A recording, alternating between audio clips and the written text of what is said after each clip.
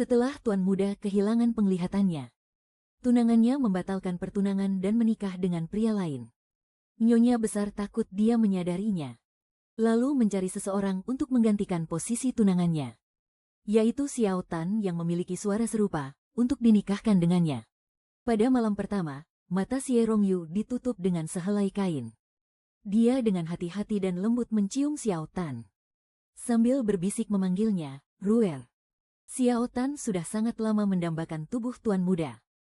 Jadi, dia langsung membalas ciumannya, dan menikmatinya habis-habisan. 3 bulan kemudian, mata pria itu mulai berangsur pulih. Nyonya besar merasa Xiao Tan sudah tidak berguna lagi, dan ingin mengusirnya dari kediaman. Tapi, Xiao Tan ternyata sudah mengandung darah daging Xie Rongyu. Tuan muda keluarga Xie Rongyu, adalah sosok pria yang luar biasa bagaikan dewa. Dia mulai belajar membaca pada usia 3 tahun. Belajar ilmu bela diri pada usia 5 tahun. Pada usia 12 tahun, dia meraih juara pertama ujian anak-anak. Lalu di usia 15 tahun, dia mengikuti ujian provinsi, dan menjadi peraih gelar juren yang paling muda. Pada usia 18 tahun, dia mengikuti ujian ibu kota dan berhasil meraih gelar tertinggi, Huiyuan. Hingga akhirnya dia menghadap Baginda Kaisar dan dianugerahi gelar Bangyan. Kini, Xie Rongyu baru berusia 20 tahun. Tapi sudah menduduki posisi tinggi. Sebagai seorang sarjana Hanlin, masa depannya sungguh tak terbatas. Namun, 1 bulan yang lalu, Xie Rongyu terkena racun. Saat ini, putra mahkota sedang berada di puncak kekuasaan istana. Hal ini memancing amarah dari musuh politiknya, yaitu Pangeran keempat. Demi merebut kekuasaan, Pangeran keempat berkali-kali bertindak untuk memotong sayap putra mahkota. Dan Xie Rongyu adalah sahabat baik putra mahkota, sekaligus tangan kanan kepercayaannya. Dalam sebuah perjalanan, dia disergap oleh pembunuh bayaran. Sang pembunuh menaburkan sebungkus bubuk beracun tepat ke arah wajahnya. Meskipun nyawa Xie Rongyu berhasil diselamatkan, tapi racun itu masuk ke matanya, membuatnya menjadi buta. Saat dia pergi ke wilayah selatan untuk berobat, Nona Lin, yang seharusnya menjadi tunangannya, malah memutuskan pertunangan mereka secara sepihak. Ketika dia kembali, Nona Lin sudah menikah dengan pria lain. Sialnya, mata Xie Rongyu saat ini sedang dalam masa kritis pemulihan. Jadi emosinya sama sekali tidak boleh terguncang. Hari pernikahannya dengan Nona Lin sudah di depan mata. Nyonya besar pun memutuskan untuk memilih pengganti dari para pelayan wanita di kediaman. Kebetulan, postur tubuh Xiao Tan mirip dengan Nona Lin. Bahkan suaranya hampir sama persis. Beliau pun memilih Xiao Tan. Para pelayan wanita memang sudah menandatangani kontrak pengabdian dengan kediaman ini. Apapun yang diperintahkan majikan, mereka sama sekali tidak berhak menolak. Sekarang, menyuruh Xiao Tan menikah dengan Xie Rongyu. Meski hanya menjadi selir, itu tetaplah sebuah anugerah yang luar biasa. Nyonya besar tidak perlu banyak bicara. Xiao Tan pun langsung setuju dengan penuh sukacita.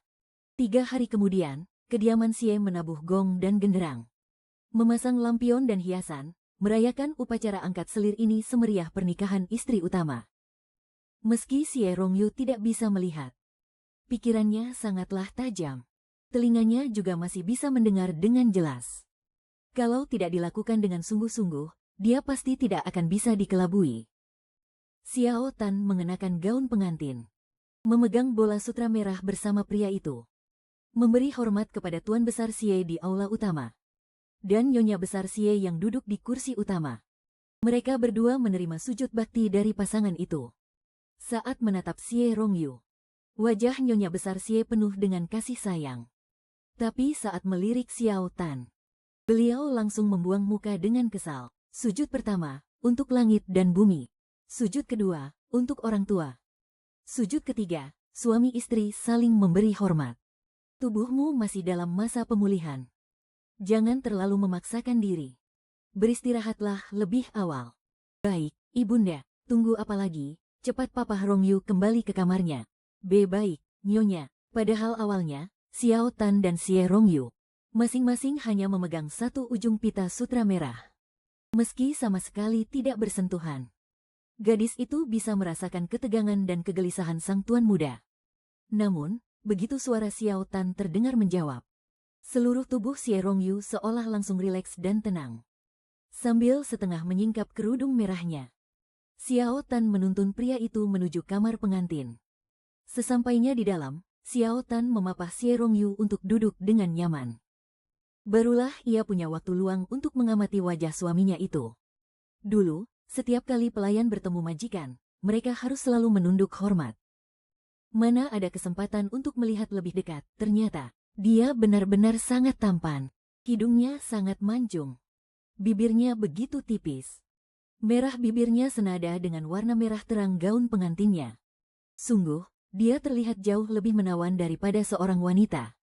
Sepotong kain menutupi kedua matanya. Kain merah itu tampak begitu kontras dengan wajahnya yang putih bersih. Xiao Tan membasahi bibirnya. Lalu dengan lembut, ia memanggilnya, suamiku. Suara Xiao Tan sangat mirip dengan tunangan Xie Rongyu. Benar-benar terdengar sama persis. Mereka sudah bertunangan selama bertahun-tahun. Tapi karena selalu menjaga etika, mereka sangat jarang berduaan. Jadi, selama Xiao Tan meniru kebiasaan Lin Jingru, bersikap lembut dan pemalu, ditambah lagi dengan suara mereka yang serupa, Xie Rongyu pasti tidak akan bisa membedakannya. Sudut bibir pria itu sedikit tersungging. Ia mengulurkan tangannya ke arah Xiao Tan. Jari-jarinya begitu panjang dan lentik, dengan buku-buku jari yang terlihat tegas. Jauh lebih indah dari tangan siapapun. Xiao Tan tak kuasa menunduk, menatap jari-jarinya sendiri. Terasa kasar dan dipenuhi kapalan. Nona Lin adalah gadis yang dibesarkan dengan penuh kemanjaan. Jika pria ini menyentuh tangannya yang kasar, bukankah kebohongannya akan langsung terbongkar? Jantungnya berdegup, sebuah akal terlintas di benaknya. Xiao Tan mengeluarkan sehelai sapu tangan. Ia membalas genggaman pria itu dengan lapisan sapu tangan di sela-sela jarinya. Karena kita sudah resmi menikah, kenapa Ruer masih saja tersipu malu? Lengan Xie Rongyu menariknya dengan sedikit tenaga, dan langsung membawa Xiao Tan ke dalam pelukannya. Tubuh pria itu juga terasa kaku. Sepertinya dia ikut merasa gugup. Ia perlahan mengangkat tangannya. Jari-jarinya yang lentik mengusap pelan pipi Xiao Tan. Xiao Tan menahan napas dengan sangat tegang. Ia setengah mati ketakutan jika pria itu menyadari ada yang tidak beres. Dia belum lama kehilangan penglihatannya. Seharusnya dia tidak bisa membedakan wajah hanya dari sentuhan saja, kan? Dan benar saja. Saat jarinya menyentuh bibir Xiao Tan dan terkena noda perona merah, gerakan tangannya tiba-tiba terhenti. Ruer, sekarang kedua mataku buta. Kau benar-benar bersedia menikah denganku. Bersedia, kau tidak menyesal, tidak menyesal. Tepat setelah kata-kata itu terucap, wajah tampan Xie Rongyu perlahan mendekat ke arah Xiao Tan. Meski Xiao Tan sudah lama memendam rasa padanya, namun ia bahkan belum pernah menggenggam tangan seorang pria. Saat hembusan napas pria itu menerpa wajahnya, ia terkejut dan lekas memejamkan mata. Terasa sentuhan lembut di bibirnya. Xie Rongyu benar-benar menciumnya, lalu pinggangnya terasa direngkuh erat. Tubuh Xiao Tan tiba-tiba terangkat ke udara. Xie Rongyu menggendongnya. Walaupun pria itu tidak bisa melihat, namun tenaganya sangat kuat. Istriku, di mana letak ranjangnya? 2 langkah di kiri depanmu. Xie Rongyu melangkah 2 kali menuju tepi ranjang, membaringkan Xiao Tan perlahan, lalu menindih tubuhnya dari atas. Xiao Tan mengira suaminya itu akan langsung melakukan sesuatu padanya. Tetapi, ia hanya meraba-raba untuk melepaskan jubah luar Xiao Tan. Saat melepaskan jubah itu, tangannya tak sengaja menyentuh kulit Xiao Tan. Tubuh pria itu tampak sedikit gemetar. Semburat merah pun menjalar di pipinya, membuatnya terlihat semakin tampan. Mataku belum pulih. Aku belum bisa melihat wajahmu. Hari ini, kita tunda dulu malam pertama kita, ya. Namun hingga ia terbangun keesokan harinya, sekujur tubuh Xiao Tan masih terasa sangat pegal dan linu. Terdengar ketukan pelayan dari luar pintu. Barulah mereka berdua tersadar. Xiao Tan membantu memapah Xie Rongyu untuk bangun. Ia sendiri yang membawakan air dan membasuh wajah suaminya itu. Xie Rongyu menuruti semuanya dengan patuh. Sikapnya begitu anggun dan lembut. Sungguh berbeda jauh dengan kelakuannya yang seliar serigala tadi malam. Istriku, terima kasih. Andai saja mataku tidak buta, kau pasti tidak akan sekelelahan ini.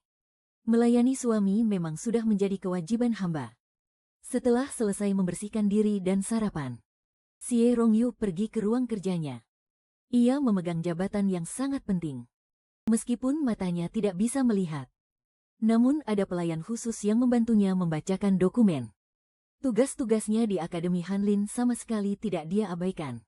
Begitu Xie Rongyu pergi, pelayan wanita bernama Qiao Ling yang bertugas di halaman selatan langsung menunjukkan sikap sinisnya pada Xiao Tan. Cepat pergi sapu halamannya. Kau pikir kau ini benar-benar Nona Lin? Xiao Tan malas meladeninya. Setelah merapikan tempat tidur, dia mengambil jarum dan benang, lalu duduk di halaman untuk menambal pakaian kotor milik Xie Rongyu. Melihat Xiao Tan mengabaikannya, kemarahan Qiao Ling semakin memuncak. Saat menyiram bunga, dia sengaja memiringkan tekonya dan mengguyur sekujur tubuh Xiao Tan. Aduh. Ups, maaf, aku tidak melihatmu di situ. Xiao Tan tertawa saking kesalnya. Dia melempar pakaian di tangannya, mengusap wajahnya yang basah, lalu merebut teko air dari tangan Qiao Ling. Dia berbalik menuju sumur untuk menimba air. Lalu dengan teko yang penuh berisi air dingin, dia mengguyurnya tepat di atas kepala Qiao Ling. Kau gila, aku berbeda denganmu. Aku melihatmu dengan sangat jelas. Qiao Ling mengamuk sejadi-jadinya. Dia menerjang maju dan ingin menghajar Xiao Tan. Xiao Tan mengepalkan tangannya bersiap mau berkelahi, siapa takut. Dia sama sekali tidak gentar. Mereka pun bergulat dan saling serang. Qiao Ling mencakar wajah Xiao Tan. Xiao Tan balas menjambak rambutnya. Qiao Ling menarik kasar jubah luar Xiao Tan. Dan Xiao Tan balas mencakar leher pelayan itu hingga terluka. Itu adalah gaya berkelahi khas wanita jalanan yang paling barbar. Sampai akhirnya terdengar suara derit pintu halaman. Mereka baru menyadari bahwa Xie Rongyu ternyata sudah pulang. Tubuh Qiao Ling tersentak gemetar ketakutan. Dia buru-buru mendorong tubuh Xiao Tan menjauh. Sementara itu, Xiao Tan merapikan gelungan rambutnya. Dan dengan pipi yang masih perih kemerahan, dia menyambut suaminya. Untung saja dia buta, batinnya lega.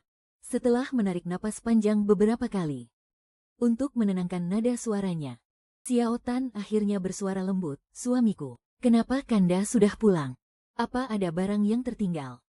Terdengar sangat manis, layaknya pengantin baru. "Kamu pasti bosan sendirian. Aku pulang untuk menemanimu." Suara apa tadi? Ah, cuma dua pelayan yang sedang bertengkar. Aku sudah menghukum mereka. Xie Rongyu mengangguk, tanda bahwa dia mengerti. Begitu pria itu kembali ke kamar, Xiao Tan merasa sedikit cemas. Kalau malam hari, dia tahu apa yang harus dilakukan. Tapi saat berduaan di siang hari seperti ini, apa yang harus dia lakukan? Tolong bacakan beberapa surat laporan ini untukku. Ya. Baik, Xiao Tan pun membuka sampul suratnya. Dia membaca tulisan di dalamnya dengan terbata-bata. Saat ini, dia sangat bersyukur karena dirinya bisa membaca. Dia tidak mengerti urusan politik istana. Baru setelah selesai membaca, dia sedikit paham maksudnya. Tapi, Xie Rongyu bereaksi sangat cepat. Dia langsung menemukan solusi, lalu menyuruh Xiao Tan menuliskan surat balasannya. Tulisan tangan Xiao Tan sangatlah jelek. Tapi dia tidak berani mengatakannya. Lagi pula, sekarang dia hanyalah pengganti dari Lin Jingru. Sedangkan Lin Jingru adalah wanita yang sangat terpelajar. Dia tidak berani melihat lama-lama tulisannya sendiri yang bikin sakit mata itu. Begitu selesai, dia buru-buru menyimpannya dan menuliskan nama penerima di bagian depan sampul surat. Setelah selesai mengurus semua surat itu, Xiao Tan diam-diam menghela napas lega. Tapi karena gerakannya terlalu tiba-tiba, luka tamparan di pipinya tadi terasa sedikit sakit. Dia tak kuasa meringis menahan perih. "Ada apa?" "Tidak apa-apa. Cuma terbentur sedikit." Xie Rongyu langsung menggenggam tangan Xiao Tan, merabanya perlahan dari telapak tangan hingga ke lengan. Meski kedua matanya tertutup kain, perhatian pria itu tetap terasa begitu besar. Dia sedikit mengatupkan bibirnya, memiringkan kepala, mencoba mendengar reaksi Xiao Tan. Saat tangannya tak sengaja menyentuh pipi gadis itu, Xiao Tan kembali mendesis kesakitan.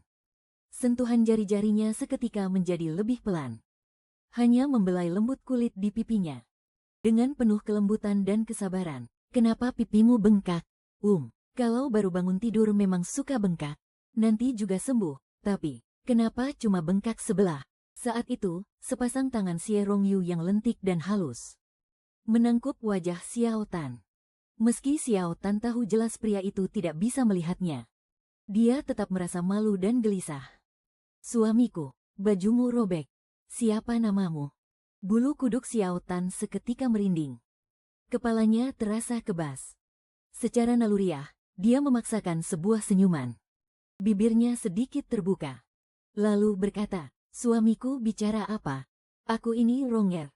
Aku tahu kau bukan dia." Xiao Tan sampai lupa bernapas. Dia hanya bisa berpikir dengan panik. Kapan rahasianya terbongkar? Apa karena semalam dia bersikap terlalu berani? Atau karena kulit yang disentuh pria itu terasa terlalu kasar, sama sekali tidak seperti kulit nona muda kaya yang manja? Atau mungkin, meski suaranya mirip, tapi auranya sama sekali tidak bisa dipalsukan. Dan hal itu secara diam-diam telah membongkar kedoknya. "Siapa namamu?" Xiao Tan memejamkan matanya. Dia menjawab dengan pasrah, "Xiao Tan. Xiao Tan. Aku ingat, ada seorang pelayan di kediaman ini yang bernama Xiao Tan. Tuan muda, itu hamba." Sedari kecil, Xiao Tan sudah menjadi yatim piatu. Dia bertahan hidup dengan mencucikan baju orang lain. Saat berumur 12 tahun, pakaian cuciannya dicuri. Bukannya mendapat upah, dia malah harus menguras seluruh tabungannya selama bertahun-tahun untuk mengganti rugi pakaian orang itu. Karena sudah putus asa dan tidak ada jalan lain, dia menjual dirinya untuk menjadi pelayan di kediaman Xie. Tapi, kediaman Xie bukanlah tempat yang mudah untuk ditinggali. Karena masih kecil, dia selalu ditindas. Terkadang saat waktu makan tiba, belum sempat makan sesuap pun, makanannya sudah dirampas habis. Pernah suatu kali karena terlalu kelaparan, Xiao Tan pergi ke dapur dan mencuri sebuah roti kukus. Namun nahas, dia tertangkap basah. Kepala pelayan bilang, musuh dalam selimut itu sangat berbahaya. Jadi, agar tidak menjadi benalu di kemudian hari, dia ingin langsung menghabisi nyawanya. Untungnya, tepat pada saat itu, Xie Rongyu baru saja pulang dari perantauannya. Saat menghadapi masalah ini, Tuan Muda pernah berkata, jika bukan karena sangat terdesak, mana ada orang yang mau mencuri dan merampok, membiarkan pelayan di kediaman ini kelaparan seperti itu. Kalianlah yang seharusnya merenungkan kesalahan kalian. Begitulah, Xie Rongyu mengampuni kesalahan Xiao Tan. Ia bahkan menyuruh Xiao Xi mengambil jajanan yang dibawa pulang dan memberikan satu porsi kepadanya. Setelah itu, kepala pelayan menyelidiki tuntas kasus perundungan di kediaman ini.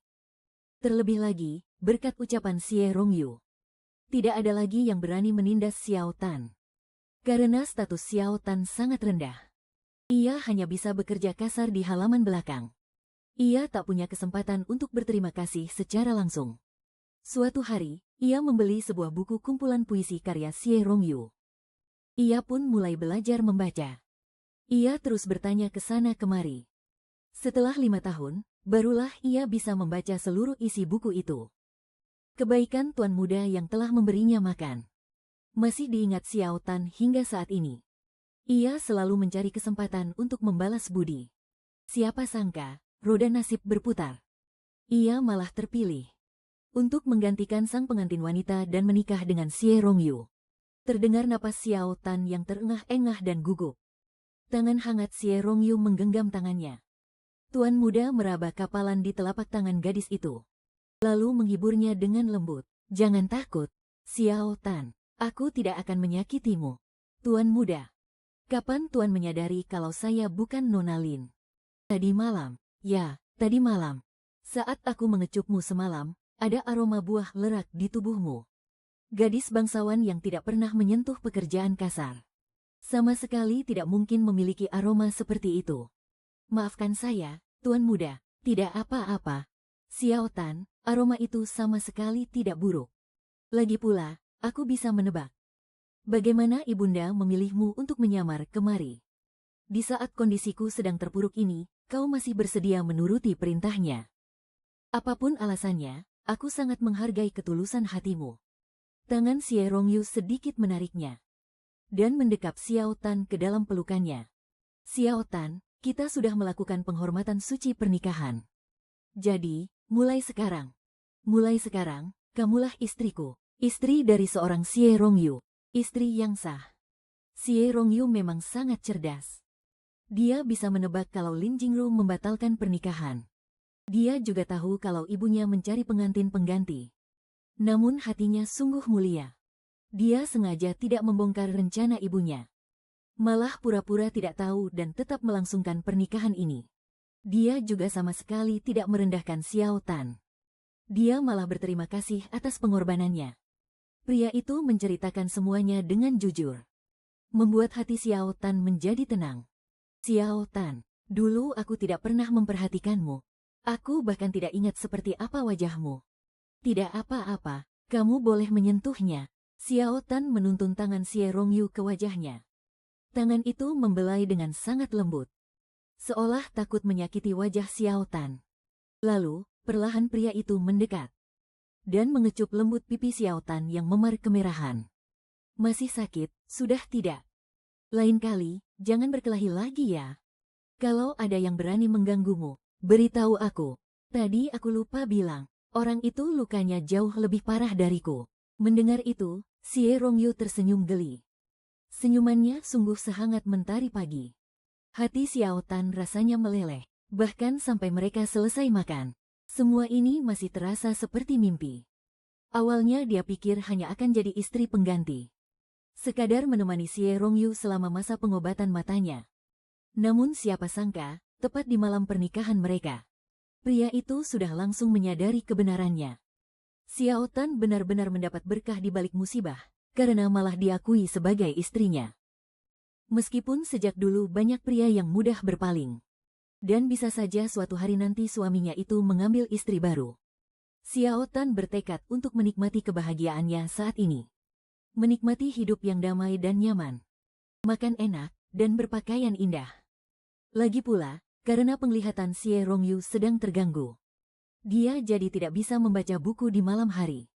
Jadi, apapun yang ingin dia dengar, Xiao Tan akan membacakannya. Xie Rongyu bersandar nyaman di ranjangnya. Dan Xiao Tan pun bersandar manja di pelukannya sambil memegang buku. Lalu membacakannya, kata demi kata. Ketenaran dan nama besar adalah hal yang membawa kemenangan. Oh, aksara nan cema itu dibaca dian-dian. Kanda bahkan sudah hafal teks itu di luar kepala. Lalu kenapa Kanda masih ingin mendengar tulisan yang sama terus? Karena, waktu yang berbeda akan memberi pemahaman yang berbeda pula. Xie Rongyu menggenggam tangan Xiao Tan, sambil menjelaskan dengan lembut. Setelah mengetahui identitas Xiao Tan yang sebenarnya, dia paling suka membelai kapalan di tangan istrinya itu. Kata Rongyu, ini adalah bukti dari kerja kerasnya selama ini. Sebenarnya, aku merasa ada hal yang jauh lebih menyenangkan daripada sekadar membaca buku. Tentu saja, kesenangan kecil antara suami dan istri. Menjaga hati tetap murni, mengurangi nafsu duniawi. Disitulah letak kebahagiaan yang tak terhingga. Cahaya lilin menari-nari. Sinar remang-remang jatuh menyinari wajah Xie Rongyu. Berpadu indah dengan kedua pipinya yang tampak merona. Ditambah lagi, kain yang menutupi kedua matanya memancarkan pesona yang sungguh menggetarkan hati. Xiao Tan sama sekali tidak peduli dengan petuah bijak suaminya itu. Dia melempar bukunya, lalu langsung menerjang tubuh Rongyu. Xiao Tan, Xie Rongyu hanya sempat meneriakkan namanya. Sebelum bibirnya langsung dibungkam abis oleh Xiao Tan. Kemarin Rongyu sudah mengambil alih kendali. Malam ini, Xiao Tan bersumpah harus menaklukkannya. Awalnya, memang Xiao Tan yang berada di atas. Tapi entah bagaimana ceritanya. Tiba-tiba saja posisi mereka terbalik, dan Xie Rongyu yang mendominasi. Dia ini, mulutnya saja yang bilang ingin menjaga kesucian hati. Giliran sudah saling berpagut, dia beringas seperti serigala yang kelaparan 3-5 hari. Xiao Tan benar-benar kewalahan menghadapinya. Larut malam, Rongyu akhirnya tertidur pulas. Sementara Xiao Tan hanya bisa berguling ke sana kemari, matanya sama sekali tidak bisa terpejam. Akhirnya dia bangkit dan memutuskan untuk menjahit kantong wangi. Toh, Xie Rongyu sedang tidur dan matanya tak bisa melihat. Menyalakan lilin di tengah malam pun tidak akan mengganggunya. Rongyu pernah bilang, kalau tubuh Xiao Tan wangi buah lerak. Jadi, Xiao Tan memasukkan potongan lerak itu ke dalam kantong wanginya. Supaya, setiap kali suaminya mencium aroma dari kantong itu, dia akan langsung teringat pada istri tercintanya ini. Saat fajar menyingsing, Xie Rongyu terbangun. Kantong wangi buatan Xiao Tan juga akhirnya selesai. Dengan sepasang mata panda yang menghitam karena begadang, Xiao Tan dengan gembira menyerahkan kantong wangi itu ke tangan suaminya. Xiao Tan, apa yang sedang kau sulam ini? Untung aku menyulamnya sendiri. Xie Rongyu pun ikut tertawa. Sambil meraba-raba, ia menggantungkan kantong wangi itu di pinggangnya. Dia tahu Xiao Tan belum tidur semalaman. Jadi dia menyuruhnya untuk segera istirahat. Bahkan kewajiban memberi salam pagi kepada nyonya besar pun ia batalkan. Sampai akhirnya, untuk pertama kalinya, Xiao Tan sadar. Ternyata hidup bisa terasa senyaman ini. Bisa tidur sampai jam berapapun semaunya. Tanpa takut dihukum atau dimaki-maki. Saat dia bangun, Qiao Ling datang melayaninya berpakaian dengan mata yang merah. Wajahnya masih terlihat kesal, tapi tak ada lagi permusuhan seperti awal mereka bertemu. Tuan muda bilang, dia sudah tahu siapa dirimu. Dia menyuruhku untuk melayanimu dengan baik. Dan melarangku menindasmu dengan mengungkit masalah yang lalu. Xiao Tan, kenapa nasibmu bisa mujur sekali sih? Iya, nasibku memang sangat mujur. Sejak hari itu, hari-hari Xiao Tan berjalan semakin tenang dan nyaman. Setiap beberapa hari sekali, Xie Rongyu harus pergi ke balai pengobatan untuk mengganti perban. Dan Xiao Tan selalu setia menemaninya. Berkat suasana hati yang gembira, matanya pun pulih lebih cepat. Tabib berkata, dalam 1 atau 2 bulan lagi, penglihatannya akan kembali normal. Melihat hal itu, nyonya besar hanya mengira bahwa kehadiran Xiao Tan sebagai penolak bala memang benar-benar membawa keberuntungan. Beliau pun merasa sangat gembira. Di perjalanan pulang, Xie Rongyu menyelipkan sesuatu ke dalam telapak tangan Xiao Tan. Bagaimana tuan muda bisa tahu kalau aku suka manisan? Ada aroma manis yang tercium dari tubuhmu. Xiao Tan merasa agak ragu. Lagi pula, kepingan koin tembaga yang sudah lama ia kumpulkan. Jarang sekali ia relakan untuk membeli manisan. Terakhir kali ia memakannya adalah setengah tahun yang lalu. Saat menceritakan semua hal ini kepada Xie Rongyu, tuan muda itu bertanya padanya, sudah berapa banyak uang perak yang kamu kumpulkan? 3 tael perak, ditambah 4.000 keping koin tembaga. Gaji bulanan Xiao Tan adalah 2.000 keping tembaga. Dengan berhemat setiap bulan, ia bisa menyisihkan 1.000 keping lebih.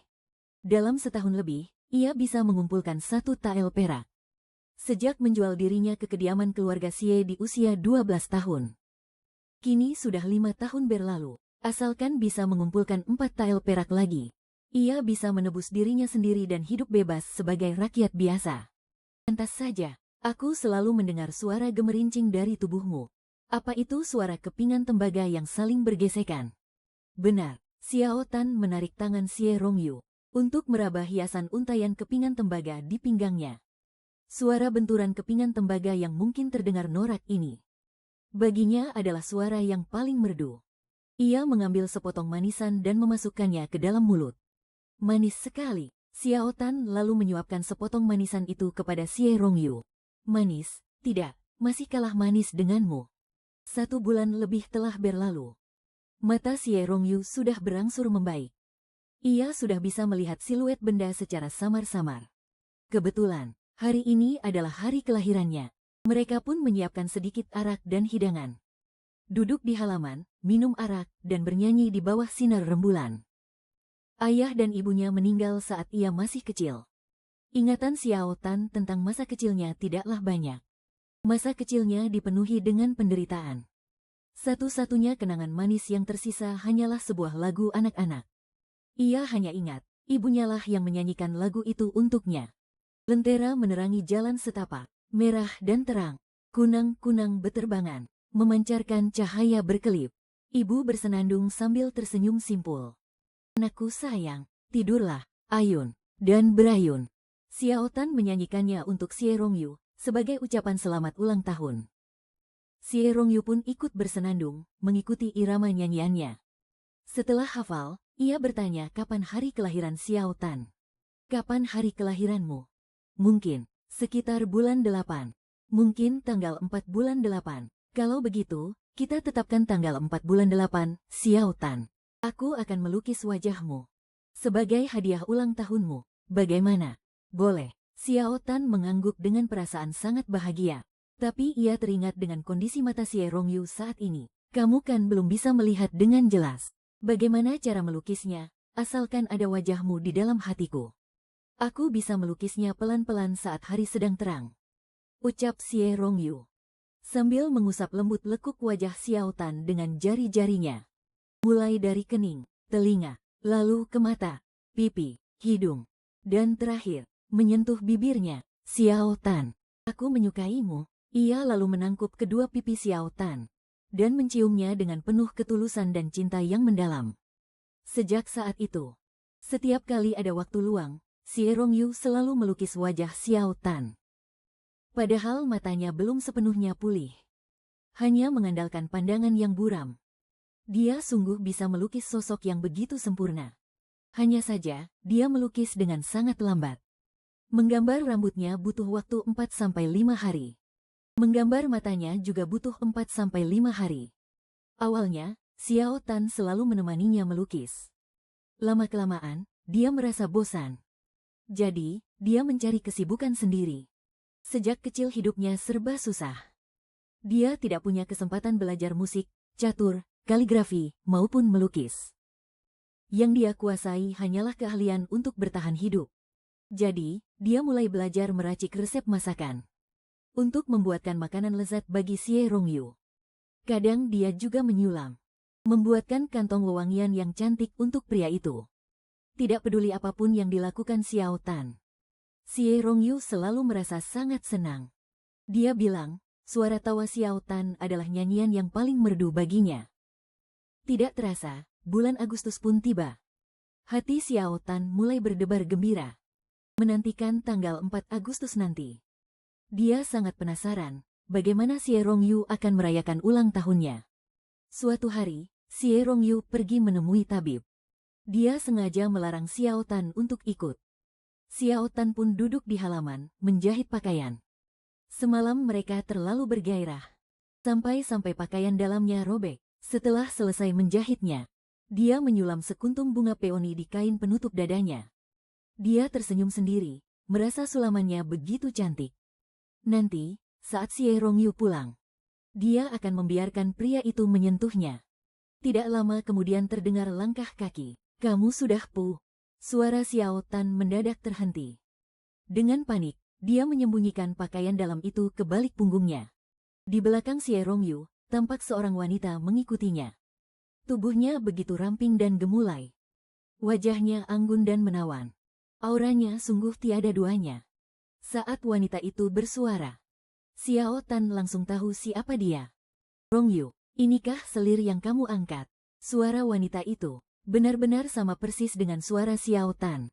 Dia adalah Lin Jingru. Rasa gelisah yang mencekam tiba-tiba menyelimuti hati Xiao Tan. Tatapan gelisahnya tertuju pada Xie Rongyu. Xie Rongyu mengulurkan tangannya pada gadis itu. Xiao Tan baru bisa bernapas lega. Ia pun mendekat untuk memapahnya. Penglihatan Xie Rongyu kini jauh lebih membaik. Pria itu bisa samar-samar melihat ada sesuatu di tangan Xiao Tan. Setelah menggenggam tangannya, ia pun mengambil baju itu dari tangan istrinya. Lalu meraba sulaman bunga peoni di atasnya. Xiao Tan buru-buru merebut kembali baju itu. Sungguh tidak pantas bermesraan di depan orang luar. Kemesraan mereka berdua membuat Lin Jingru naik pitam. Wanita itu mengerutkan alisnya yang lentik. Meski suaranya mirip dengan Xiao Tan, namun nadanya terdengar jauh lebih lembut. Membawa pesona keanggunan yang memikat. Ayo, aku datang menemuimu, tidakkah kau mau bicara padaku? Xiao Tan secara refleks ingin mundur. Tapi pergelangan tangannya tiba-tiba ditarik kuat. Xie Rongyu menahannya dengan erat. Nyonya Chen. Jika kau datang untuk menemui ibuku, silakan pergi ke halaman depan. Kami suami istri, tidak punya urusan apapun denganmu. Ayu, begitukah caramu memandangku? Apa kau masih dendam karena aku menikah dengan pria lain? Mataku dulu buta. Sangat wajar jika kau memilih menikah dengan orang lain. Aku sama sekali tidak menyalahkanmu. Tapi, hubungan kita sudah benar-benar berakhir. Aku dipaksa menikah, Ayu. Di hatiku, hanya ada dirimu. Sekarang aku sudah bercerai dari keluarga Chen. Ayu, apa kau masih mau menerimaku kembali? Si Rongyu yang biasanya lembut, tiba-tiba memancarkan raut kemarahan. Pria itu menghempaskan tangan Lin Jingru dan membentaknya, tolong jaga harga dirimu. Lin Jingru mematung. Air matanya tumpah menderas. Namun, ia tak berani meluapkan amarahnya pada Xie Rongyu. Ia pun menjadikan Xiao Tan sebagai sasaran kemarahannya. Hanya karena suaramu mirip denganku, kau berani menipu Ayu. Wanita rendahan sepertimu, mau menipu Ayu. Sampai kapan? Perempuan kampungan sepertimu sama sekali tidak pantas bersamanya. Di hadapan Lin Jingru, nyali Xiao Tan langsung ciut seketika. Dia membuka mulutnya, tapi tak ada satupun kata yang keluar. Kata-kata itu menusuk telinganya, dan terasa begitu menyayat hati. Xiao Tan, suara Xie Rongyu menyadarkannya. Pria itu berjalan ke arahnya. Meski pandangannya kabur, langkahnya tetap mantap. Dia langsung menarik Xiao Tan ke dalam pelukannya, lalu menatap tajam ke arah Lin Jingru. Xiao Tan adalah istri sahku, yang kunikahi di hadapan langit dan bumi. Dia itu tulus dan menggemaskan, kuat dan juga pemberani. Dia adalah wanita paling cantik dan berharga di hatiku. Nona Lin, ucapanmu sangat tidak sopan. Silakan pergi dari sini. Lin Jingru membelalakkan matanya tak percaya. Lalu akhirnya meledak menangis. Dia berbalik dan berlari pergi. Xie Rongyu masih memeluk Xiao Tan dengan erat. Nada suaranya melembut. Xiao Tan, jangan takut. Keesokan paginya, Xie Rongyu bertingkah misterius. Katanya, dia ingin membeli hadiah ulang tahun untuk Xiao Tan. Dan Xiao Tan tidak diizinkan ikut. Xiao Tan pun mengambil beberapa meter kain lembut untuk menjahitkan pakaian dalam suaminya di rumah. Xie Rongyu pernah bilang, jahitan Xiao Tan sangat rapi dan sangat nyaman dipakai. Jadi, dia ingin membuatkan beberapa pasang baju baru untuknya. Namun, baru beberapa tusukan jarum, perut Xiao Tan tiba-tiba terasa sangat mual. Dia bergegas ke samping dan langsung muntah. Qiaoling yang melihat itu segera memanggil tabib. Setelah tabib selesai memeriksa denyut nadinya, tabib itu tersenyum lebar. Selamat, Nyonya. Nyonya sedang mengandung. Xiao Tan mengelus perutnya dengan tatapan kosong. Di dalam sini, ternyata ada bayi. Dia sama sekali tidak menyadarinya. Bahkan sampai sekarang, dia tidak merasakan keanehan apapun. Rasa bahagia itu perlahan mulai meluap di hatinya. Dia benar-benar akan menjadi seorang ibu, dan Xie Rongyu akan menjadi seorang ayah. Dia pun bangkit berdiri, lalu berjalan mondar-mandir di dalam kamar karena terlalu gembira. Xiao Tan tidak sabar lagi. Ingin segera memberitahu kabar baik ini kepada Xie Rong. Xiao Ling mengantar sang tabib pergi, lalu tak lama kemudian kembali. Raut wajahnya terlihat serba salah. Xiao Tan, Nyonya besar mencarimu. Nyonya besar, dia tidak akan menghukum mati aku, kan? Ah, tidak sampai seperti itu, kok. Syukurlah kalau begitu. Di aula utama, Nyonya besar Xie sedang menunggu Xiao Tan. Melihat gadis itu datang, dia langsung melemparkan selembar kertas. Xiao Tan memungut dan melihatnya. Ternyata itu adalah surat jual dirinya. Beberapa bulan ini, kau bekerja dengan sangat baik. Mata Rongyu sudah hampir sembuh. Kedepannya, kami tidak membutuhkanmu lagi. Dia itu cerdas dan berbakat. Di sisinya, tidak boleh ada orang berstatus rendah sepertimu. Kalau tidak, kau hanya akan merusak nama baiknya. Surat jual dirimu ini, aku kembalikan. Aku juga memberimu 10 tahil perak. Pergilah. Momo pelayan di sisi Nyonya besar membawakan sebuah nampan. Di atasnya, terletak bongkahan perak yang tebal. Xiao Tan memegang perak dan surat kontraknya dengan tatapan kosong. Dia sebenarnya sudah tahu, hari ini pasti akan tiba. Hanya saja, dia tidak menyangka, sebelum Xie Rongyu bosan padanya, Nyonya Besar sudah lebih dulu bertindak. Bisa berada di sisi Rongyu selama ini, sudah merupakan sebuah anugerah. Xiao Tan segera menyadari kenyataan. Bahkan jika Rongyu menikahi Nona Lin yang sudah diceraikan itu masih jauh lebih terhormat daripada harus menikah denganmu. Sekarang, kau masih terhitung sebagai pelayan keluarga Xie. Jika kau keras kepala dan menolak pergi, jangan salahkan aku jika aku harus bertindak kasar. Nyonya Besar, kapan hamba harus pergi? Sekarang juga, terima kasih, Nyonya Besar. Xiao Tan kini telah menjadi orang bebas. Dan juga, punya 10 tahil perak. Ditambah dengan uang yang dia kumpulkan sebelumnya, kini totalnya ada hampir 14 tahil. Ini benar-benar jumlah uang yang sangat besar. Dia kembali ke paviliun selatan untuk membereskan barang-barangnya. Qiao Ling menggigit bibir, terus menatapnya dalam diam. Sampai Xiao Tan menggendong buntelannya dan bersiap pergi. Qiao Ling baru membuka mulut, kau benar-benar akan pergi. Iya, lalu, bagaimana dengan Tuan Muda? Tuan Muda, pasti akan baik-baik saja. Beberapa hari yang lalu, Xie Rongyu meminta pengrajin untuk membuat jepit rambut. Xiao Tan sangat menyukai bunga peoni. Gadis itu sendiri juga tidak punya banyak perhiasan. Jadi, dia berpikir, tepat di hari ulang tahun Xiao Tan ini, dia ingin membuatkan satu set perhiasan bermotif bunga peoni untuknya. Perhiasan itu sudah selesai dibuat.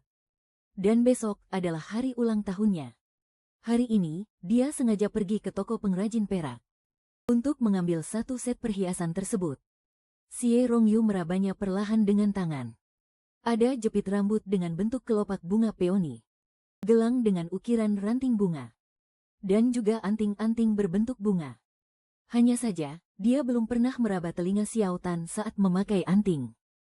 Dia juga tidak tahu apakah gadis itu punya tindikan atau tidak. Tapi, gelang dan jepit rambut ini pasti sangat cantik saat Xiao Tan memakainya. Xie Rongyu sudah bisa membayangkan bagaimana Xiao Tan duduk di halaman sambil bersenandung. Pergelangan tangannya yang mungil mengenakan gelang. Sementara kelopak bunga peoni di kepalanya akan bergoyang lembut mengikuti gerakannya. Satu-satunya yang disayangkan adalah, dia masih belum bisa melihat wajah istrinya dengan jelas. Dalam bayangannya, hanya bagian wajahnya saja yang terasa kabur. Tapi, matanya akan segera sembuh. Dan dia akhirnya bisa melihat wajah Xiao Tan. Gadis itu selalu berbicara dengan nada ceria, selalu dihiasi dengan senyum manis. Matanya pasti sangat berbinar. Xie Rongyu membawa sendiri kotak berisi perhiasan itu. Naik kereta kuda kembali ke kediaman keluarga Xie. Tapi halaman selatan terasa sangat sunyi. Xiao Tan tidak ada di sana. Xie Rongyu bertanya pada Qiao Ling, tapi pelayan itu malah gelagapan. Sampai dia marah. Barulah Qiao Ling berani berterus terang. Nyonya muda dipanggil menghadap oleh Nyonya Besar. Teringat pada ibunya yang sangat dominan dan keras. Hati Xie Rongyu mendadak disergap rasa panik. Dia segera berbalik dan bergegas menuju halaman utama. Bahkan hampir jatuh tersandung ambang pintu. Sesampainya di halaman utama, sosok Xiao Tan juga tidak terlihat. Nyonya Besar Xie sedang menerima tamu. Beliau tampak mengobrol dengan sangat gembira bersama tamunya. Xie Rongyu sama sekali tidak merasakan kehadiran Xiao Tan. Jadi, dia bersiap pergi mencarinya ke tempat lain. Tapi Nyonya Besar Xie tiba-tiba memanggilnya, Rongyu. Xie Rongyu mengernyitkan dahi, namun akhirnya tetap menurut dan melangkah menghampiri. Ia lalu memberi hormat kepada para tamu. Saat ini, mata Rongyu memang belum bisa melihat dengan jelas. Tapi sebentar lagi pasti sembuh. Kalau saatnya tiba, aku titip dia padamu, ya. Tuan muda Xie itu sangat tampan dan gagah. Juga sangat cerdas dan berbakat. Entah sudah berapa banyak gadis yang mengaguminya. Nanti, setelah mata tuan muda sembuh, pasti akan kebingungan memilih karena saking banyaknya. Wajah Xie Rongyu perlahan menjadi semakin suram. Ia sudah paham maksud pembicaraan itu. Ibunya berencana memilihkan istri untuknya. Padahal, ia sudah memiliki Xiao Tan. Ibu, di mana Xiao Tan? Untuk apa kau masih membahas pelayan itu? Ibu akan mencarikan istri yang sepadan dan sederajat untukmu. Apa hubungannya dengan dia? Xiao Tan ada di mana? Apa yang ibu lakukan padanya? Memangnya apa yang bisa ibu lakukan padanya? Rongyu, di matamu, apakah ibumu ini orang yang sewenang-menang? Kalau begitu, ibu beritahu aku, kemana Xiao Tan pergi? Rongyu, kau itu seorang sarjana Hanlin. Statusmu sangat terhormat. Masa depanmu pun sangat cerah. Gadis rendahan berpandangan sempit semacam dia. Hanya tahu mengincar harta dan kedudukan semata. Mana pantas dia mendampingimu, ibu? Sama sekali tidak menyentuhnya. Ibu hanya mengembalikan surat kontrak kerjanya. Dan bertanya apakah dia bersedia pergi dari kediaman Xie. Kalau dia mau tinggal, dia bisa tetap di sisimu sebagai selir. Tapi kalau dia memilih pergi, ibu juga akan memberinya sejumlah uang. Agar dia tidak hidup melarat. Begitu menerima uang itu, kau tahu, dia tersenyum kegirangan. Dan langsung pergi begitu saja tanpa pamit. Sejak kapan dia benar-benar punya perasaan padamu? Xie Rongyu tidak percaya sepatah kata pun. Ia hanya menangkap satu informasi penting. Xiao Tan sudah pergi. Pria itu pun langsung berbalik dan beranjak pergi. Rongyu, dia itu cuma pelayan rendahan. Kalau dia pergi, ya biarkan saja dia pergi.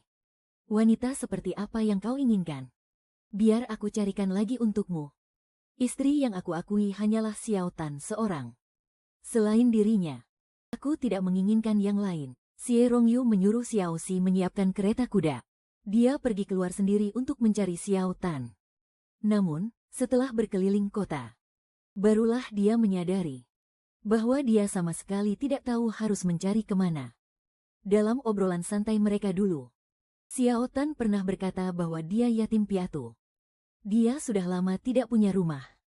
Lalu, kemana dia akan pergi? Seorang wanita sebatang kara. Bagaimana dia bisa bertahan hidup dengan aman di luar sana? Dia membawa begitu banyak uang perak. Bagaimana jika dia bertemu dengan penjahat? Xie Rongyu tidak berani membayangkannya. Setibanya kembali di kediaman, dia memanggil semua pelayan. Bertanya siapa yang berteman baik dengan Xiao Tan. Dia berharap mendapat informasi tentang Xiao Tan dari mulut mereka. Namun setelah menanyai semuanya, tidak ada satupun yang tahu dari mana asal-usulnya. Atau apakah dia punya kerabat dan teman. Xie Rongyu ingin melukis wajahnya untuk disebar. Tetapi matanya sendiri belum sembuh. Dia bahkan tidak tahu seperti apa rupa istrinya itu. Dia pun menyuruh orang-orang di kediaman untuk melukis wajah Xiao Tan dari ingatan mereka. Terkumpul lebih dari 10 lukisan. Tapi Qiao Ling bilang tidak ada satupun yang mirip. Hati Xie Rongyu terbakar kepanikan. Namun dia tidak bisa berbuat apa-apa. Dia hanya bisa meminta tolong pada rekan kenalannya untuk memerintahkan penjaga gerbang agar menahan wanita bernama Xiao Tan yang hendak keluar kota, dengan harapan bisa mencegahnya pergi. Setengah bulan pun berlalu. Mata Xie Rongyu sudah sembuh. Tapi Xiao Tan masih belum ditemukan. Dia juga sudah melihat lukisan-lukisan itu. Namun tetap tidak bisa merangkai wajah Xiao Tan di benaknya. Lukisan yang dia buat sendiri, menurut Qiao Ling adalah yang paling mirip. Tapi, entah kenapa rasanya ada yang kurang pas. Xie Rongyu hanya bisa memandangi lukisan itu untuk mengobati kerinduannya. Setiap ada mak comblang yang datang menawarkan perjodohan, ia menolaknya dengan tegas. Aku sudah beristri. Seumur hidupku, aku tak akan mendua. Itu kan cuma sekadar mengangkat selir untukmu. Dia itu sama sekali bukan istrimu. Kalau begitu, setelah aku menemukannya nanti, biar aku nikahi dia secara resmi, kalau kau bersikeras menikahi perempuan rendahan itu. Enyah saja kau dari kediaman ini. Saat itu juga, Xie Rongyu memutuskan hubungan dengan nyonya besar. Ia pergi dan membangun kediamannya sendiri. Ia memiliki harta kekayaannya sendiri. Membeli sebuah rumah besar yang baru. Dan membeli sekelompok pelayan baru.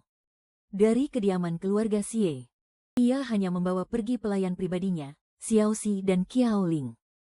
Setiap ada waktu luang, Xie Rongyu berkeliling di dalam dan luar kota. Sangat berharap bisa bertemu dengan Xiao Tan. Dalam sekejap mata, 3 tahun pun berlalu. Xie Rongyu kini telah naik pangkat menjadi ketua Akademi Hanlin. Kesehatan Kaisar saat ini kian memburuk. putra mahkota akan segera naik tahta. Ia pun menjadi sosok penting yang sangat dihormati semua orang. Para pejabat bawahan mengirimkan banyak sekali wanita cantik. Namun ia menolak semuanya dengan halus. Ia beralasan bahwa dirinya sudah beristri. Kediamannya tidak bisa menerima kehadiran wanita kedua. Tapi, siapa sebenarnya istrinya itu? Tidak ada satupun yang tahu. Selama 3 tahun ini, Xie Rongyu sama sekali tidak berhubungan dengan kediaman keluarga Xie. Nyonya besar Xie menyesal setengah mati. Beberapa kali ia mencoba berdamai, namun selalu ditolak. Bahkan, Xie Rongyu pernah mengirimkan pesan tajam. Kalau Xiao Tan kembali, hubungan ibu dan anak ini masih bisa diselamatkan. Tapi kalau dia tidak kembali, anggap saja ibu tidak pernah memiliki putra ini. Kenapa kau bersikeras harus bersamanya? Kenapa harus Xiao Tan? Xie Rongyu sendiri pun tidak bisa menjelaskannya. Dulu, saat masa-masa awal ia kehilangan penglihatannya. Perasaannya sangat hancur dan terpuruk. Padahal ia adalah pemuda emas kebanggaan semua orang.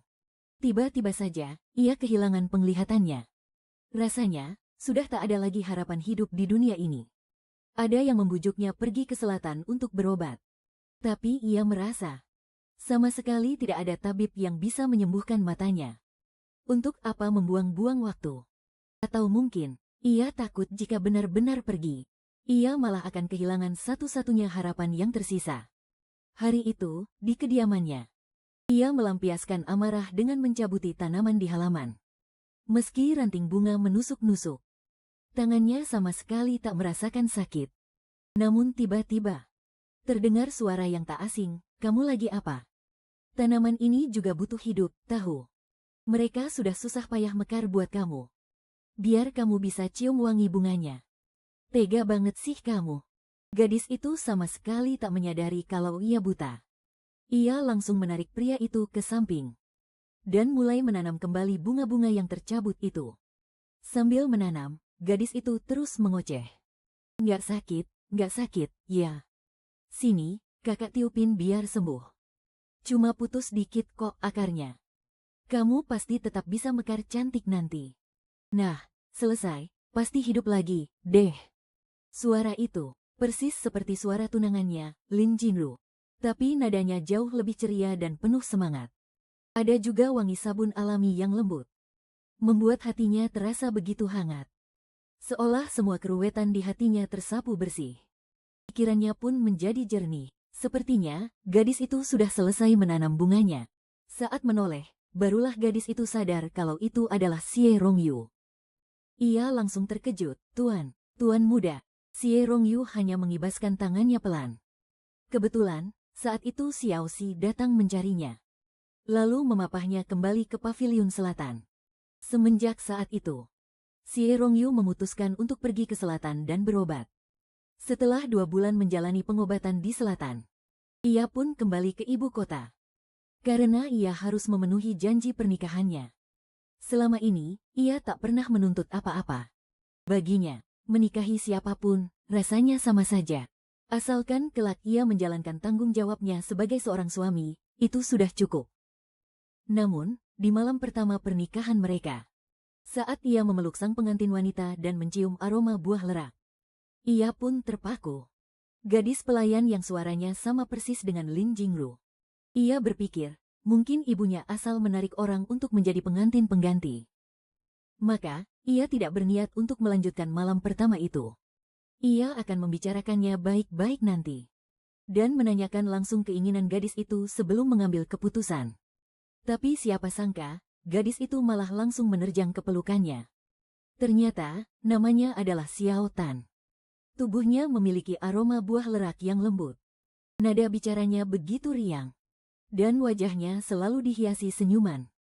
Ia mahir melakukan banyak hal. Mencuci pakaian, memasak, menyulam, bahkan bisa membaca dan menulis. Meskipun tulisan tangannya terlihat seperti anak ayam yang kehilangan kakinya, berdiri miring dan berantakan. Semua catatan yang gadis itu tulis untuknya telah ia minta kembali dari tangan Tong Liao, dan disimpannya baik-baik di ruang kerja. Saat ia merindukannya, ia akan mengeluarkan catatan itu untuk dibaca. Gadis itu menjahitkan banyak sekali kantung wewangian untuknya dan menyulam bunga di setiap pakaian dalamnya. Ia juga sangat menyukai kepingan koin tembaga. Koin-koin itu dirangkai menjadi hiasan dan digantungkan di pinggangnya. Setiap kali berjalan, koin itu berbunyi gemerincing. Saat tidur di malam hari, gadis itu suka sekali memeluknya, melingkarkan tangan dan kakinya erat-erat di tubuh pria itu. Perasaan dibutuhkan seperti ini membuat hati Xie Rongyu merasa sangat tenang. Perasaan yang tidak akan pernah bisa diberikan oleh orang lain lagi. Karena itulah, selain Xiao Tan, ia bersumpah tidak akan menikah dengan siapapun seumur hidupnya. Namun, ia sudah mencarinya selama 3 tahun lamanya. Dan jejak Xiao Tan masih belum ditemukan sama sekali. Hingga akhirnya, Kaisar wafat. Putra mahkota pun naik tahta. Xie Rongyu kini menjadi seorang pejabat yang berkuasa. Di tahun itu, terjadi lagi bencana banjir bandang di wilayah selatan. Kaisar baru memanggil Xie Rongyu untuk mengadakan pertemuan rahasia. Asalkan ia berhasil menangani banjir di wilayah selatan. Saat kembali ke ibu kota, ia akan diangkat menjadi Perdana Menteri. Hanya tunduk pada satu orang, namun berkuasa di atas puluhan ribu orang. Xie Rongyu pun setuju. Ia hanya membawa beberapa pengawal. Dengan pakaian sederhana, ia pergi ke selatan menuju Huizhou. Siang harinya, ia sibuk mengurus masalah banjir di kantor pejabat Huizhou. Jika ada waktu luang, ia akan keluar berjalan-jalan, mengamati langsung kehidupan rakyat. Dulu, Xiao Tan pernah bercerita tentang betapa pahit hidupnya. Rakyat jelata makan hari ini, tapi belum tentu bisa makan esok hari. Rasa lapar dan dambaan akan makanan adalah penderitaan yang sama sekali tidak bisa dipahami oleh para pejabat itu. Hanya dengan hidup seperti mereka, kita baru bisa sungguh-sungguh memahaminya. Karena itulah, selama bertahun-tahun ini, Xie Rongyu tidak pernah menjauh dari rakyat jelata.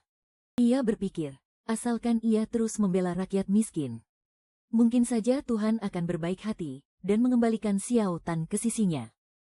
Bencana banjir di dalam kota sudah hampir sepenuhnya teratasi. Penduduk mulai bangkit kembali dan menata hidup mereka. Di jalanan, terdengar suara pedagang asongan yang menjajakan barang. Dan para petani yang masuk ke kota untuk mencari pekerjaan. Tiba-tiba, Xie Rongyu mendengar suara gemerincing yang nyaring. Ia menoleh untuk mencari sumber suara itu. Dan melihat di pinggang seorang bibi penjual lampion tergantung untaian uang logam tembaga. Dalam sekejap, hatinya yang selama ini mati seakan berdetak dan hidup kembali. Ia segera menghampiri kedai itu dan membeli sebuah lampion. Lalu ia bertanya pada sang bibi, dari mana asal gantungan uang tembaga tersebut. Saya menganyamnya sendiri. Apakah semua orang di sini bisa menganyamnya? Benar, dulu, tidak ada satupun yang bisa. Tapi belakangan, kami sadar ternyata membawa uang keping dengan cara ini sangat praktis. Jadi, semua orang mulai ikut-ikutan membuatnya. Tapi, siapa orang pertama yang membuatnya? Wah, tidak ada yang tahu. Xie Rongyu pun terpaksa kembali dengan tangan kosong. 2 bulan kemudian, penanganan banjir di wilayah selatan telah rampung. Tibalah saatnya Xie Rongyu kembali ke ibu kota. Banyak warga tahu bahwa pejabat besar dari ibu kota itu akan segera pergi. Mereka pun berbondong-bondong memadati jalanan untuk mengantarnya. Xie Rongyu menunggangi kudanya dengan raut wajah yang tenang. Ia sengaja meninggalkan beberapa orang suruhannya di sana, berjaga-jaga jika ada petunjuk sekecil apapun tentang keberadaan Xiao Tan, akan segera dilaporkan kepadanya. Terdengar suara nyanyian anak-anak yang lembut. Lampion bersinar. Jalanan kecil merah menyala. Kunang-kunang terbang berkelap-kelip. Ibu bersenandung menyanyikan lagu. Xie Rongyu langsung menoleh ke arah sana. Rasa dingin seketika menyengat punggungnya. Hampir saja membekukan tubuhnya. Suara nyanyian itu adalah lagu anak-anak yang sering dinyanyikan Xiao Tan. Tatapannya dengan cepat mengunci sosok yang bernyanyi itu. Ternyata itu seorang bocah laki-laki berusia 3 atau 4 tahun. Matanya berbinar terang. Dia menatap Xie Rongyu dengan penuh rasa penasaran. Pakaiannya sangat rapi. Di tangannya ada setusuk manisan tanghulu. Tatapan Xie Rongyu terlalu terang-terangan. Bocah itu, entah karena takut atau malu, tiba-tiba menyelinap ke dalam kerumunan dan berlari kabur. Xie Rongyu tidak peduli pada hal lain lagi. Dia melompat turun dari kuda dan langsung mengejarnya. Gerakan bocah itu sangat lincah. Dia berlari meliuk-liuk di antara kerumunan orang. Xie Rongyu mengikutinya dari belakang dengan ketat. Karena takut mengejutkan anak itu, dia sengaja memperlambat langkahnya dan hanya mengikuti bocah itu dari kejauhan. Sampai akhirnya anak itu berlari masuk ke sebuah halaman rumah. Xie Rongyu berjalan ke depan pintu. Pintu halaman itu sedikit terbuka. Di dalam, seorang wanita berteriak, "Xie Xijun, kamu diam-diam ambil koin tembagaku lagi buat beli tanghulu, ya?" Itu adalah suara yang selalu dia rindukan siang dan malam, penuh semangat dan ceria. Walaupun dia sedang mengomel, tapi jelas terdengar dia tidak benar-benar marah. Pandangan Xie Rongyu mulai mengabur. Dia buru-buru mengusap wajahnya dengan cepat, lalu mendorong pintu halaman itu. Wanita di halaman itu mengenakan pakaian sederhana. Demi kemudahan bekerja, lengan bajunya digulung dan rambutnya digelung menjadi sanggul. Terlihat bersih dan cekatan. Wajah dan sorot matanya sangat mirip dengan lukisannya. Tapi yang ini jauh lebih hidup dan nyata, membawa semangat hidup yang begitu melimpah. Hidup Xie Rongyu yang gersang seketika diterangi olehnya. Tuan muda Xie Rongyu bergegas berlari menghampirinya, lalu memeluknya dengan sangat erat.